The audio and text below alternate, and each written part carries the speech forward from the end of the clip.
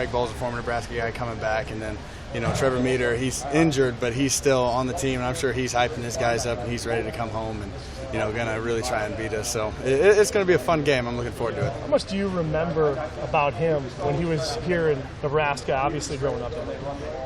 Oh, Trevor or no, Craig Bowl? Bowl. Yeah. See, I don't know much about him. I was too young to get into coaches and that sort of thing. So I don't know too much about him. I just know from his work from North Dakota State. Hey, this week, they're going to be tight ends, fullbacks, and they're going to try to go between the tackles. As a middle linebacker, how excited are you for this challenge? No, like I said, it's going to be fun. It's just going to be like, playing a Big Ten team. They got a big offensive line. They got a good-sized running back who's going to, go downhill and keep his feet moving. So it's going to be a fun game and, actually get to hit somebody instead of running sideline to sideline. Their quarterback has some mobility. What are the challenges he could present this week for you guys?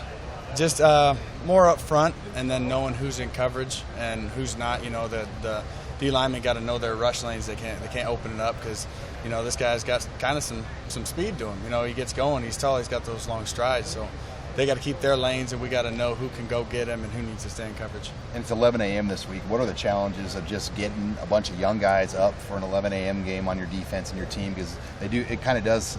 It's hit or miss sometimes with how you guys play in those 11 a.m. games. It's a little challenge, but I think I think the coaches got some stuff planned for, kind of getting us up Saturday morning, getting us moving, and I think they got us these new glasses that block blue light that just suppresses your melatonin or something. I don't know. So they're trying to get us to sleep this week. You're going to sleep in those all week? Well, you're supposed to wear them like 3 hours before bed, and it's supposed to help your melatonin or something stay up. I don't know. So it's over my science. I don't know. And you're wearing them now, or is like? No, yeah, we got them today. So they said wear them 3 hours before bed and you should sleep better. So, by all means. Every night? Every night, whatever, yeah. Yeah, but then you turn the TV on and it ruins the whole thing. No, they said that's a good time to watch. When your TV, on your phone, on your iPad, they said throw the glasses on and you sleep better. Who addressed the team on that? Like, was there somebody that got up and talked about it? Or? Athletic, Mark Mayer, just talking about it and telling us the science behind it. So, whatever's going to help. If they say to do it, I'll do it. Have you been concerned about melatonin in the past? Or is this No, man, I don't do what I'm told. I don't know. Give me a good deal, though. If it works, it works. It'd be cool.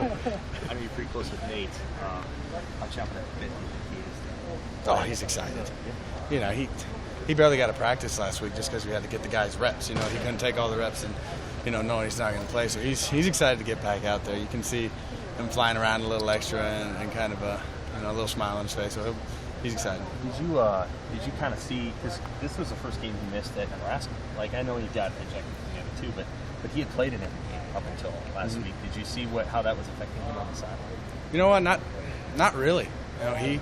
He was front and center, talking to guys when they came off the field, slapping them on the butt. Good job here and there. And so, it was good, and, that shows that he got voted, to be a captain. So, he really showed, his character by being there and not hanging his head in the back.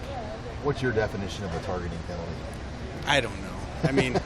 Aaron Williams put his forehead in the guy's temple, and Luke barely gets him on the chin. So, I don't know. I saw a tight end from somewhere got hurt, and he said I'd rather go up high than down low. So they got to figure it out, and but we got to adjust too. So they're going to call it no matter what, whether it's good or bad. So we have to adjust and lower our target zone. And this tackling is definitely, I think, should help with it. You're giving Luke a hard time because he's not really known as a fierce hitter. As far as being a guy that's going to draw a target. Yeah, no, we give him a hard time. He says I finally get a good hit, and then they kick me out. So I don't know. He's fine with it, and he'll learn from it. And we'll keep going. Josh, how hard is that to change, though? You've been doing it your whole life one way, and you have to change now. You see it all the time. Now they got the new sliding rule. The Minnesota game, 3 linebackers got kicked out. So, hopefully the new generations coming up with this new tackling and stuff will, learn to move that strike zone lower. So, for us it's hard because we've been doing it our whole life. But, hopefully the game will change, and be safer. You think about that in the moment? Absolutely not.